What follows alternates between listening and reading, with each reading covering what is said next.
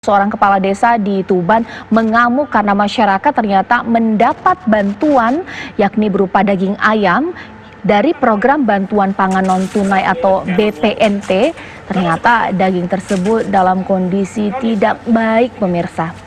Akibatnya sang kepala desa mengamuk dan meminta agar jika program bantuan tersebut diberikan ke masyarakat, berilah daging yang layak konsumsi. Ini patikan rakyat miskin itu. Wis sebagai agen. Loh. Kayak ngene kok lho.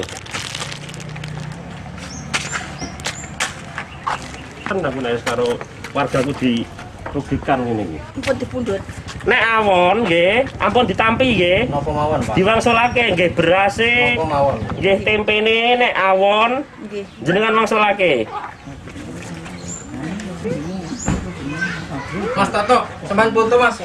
Pak sampean namo ya terima umpamane. Aku sarung saiki. Mengapa hal ini bisa terjadi? Saya akan tanyakan langsung kepada kepala desa yang mengamuk tersebut, yakni Kepala Desa Sokorejo, Kecamatan Jenuh, Kabupaten Tuban. Selamat malam. Selamat malam. Zubas Arif. Ya, malam Mbak. Ya, Pak Zubas, ini bagaimana peristiwa ini bisa terjadi hingga Bapak ini marah-marah melempar-lempar daging ayam yang memang tidak baik konsumsi atau tidak layak konsumsi, tapi dibagikan ke warga Bapak. Ini pertanyaan, ini program ini dari mana sih Pak? Bantuan tersebut dari mana? Iya, jadi itu program BPNT dari Kementerian Sosial untuk rakyat miskin. Oke, nah ini baru pertama kali terjadi didapat daging yang memang tidak baik konsumsi atau mungkin tidak layak konsumsi, atau memang sebelum-sebelumnya, atau memang ini baru pertama, bagaimana Pak? Jadi memang sebelum daging ini beras Mbak, ya, jadi berasnya itu dulu berkutu, ya, dan sudah pernah kita komplain, kemudian sekarang alhamdulillah berasnya sudah baik. Nah, kemudian karena ada perluasan manfaat, sehingga kemudian ditambah dengan daging ayam sebagai sumber protein. Nah, ini kejadian ini sangat memilukan menurut saya, karena bantuan untuk orang miskin ternyata malah yang niatnya untuk memberikan gizi justru diberikan daging yang tidak layak makan. Pak Zubas, sudah ditelusuri sehingga daging tersebut memang kondisinya tidak baik.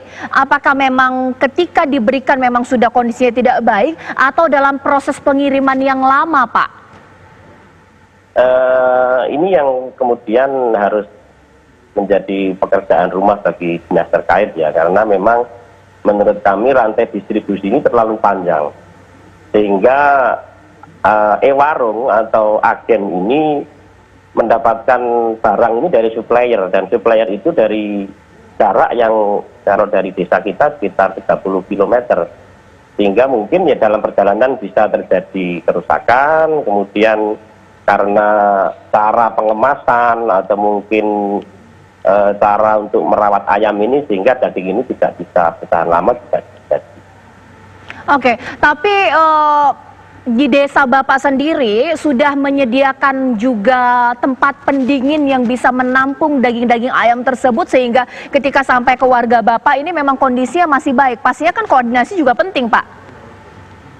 Jadi warung itu bukan dibentuk oleh pemerintah desa, Mbak. Jadi agen atau warung itu adalah binaan dari Kementerian Sosial, sehingga kami pemerintah desa tidak punya kewajiban untuk menyediakan budget dan sebagainya. Baik, terima kasih Pak Zubas Arif Rahman Hakim. Sudah jelas ini mungkin bisa menjadi gambaran dan juga bagaimana kemudian pihak dari Kemensos agar peristiwa ini tidak terjadi lagi. Terima kasih Pak Zubas Arif Rahman Hakim.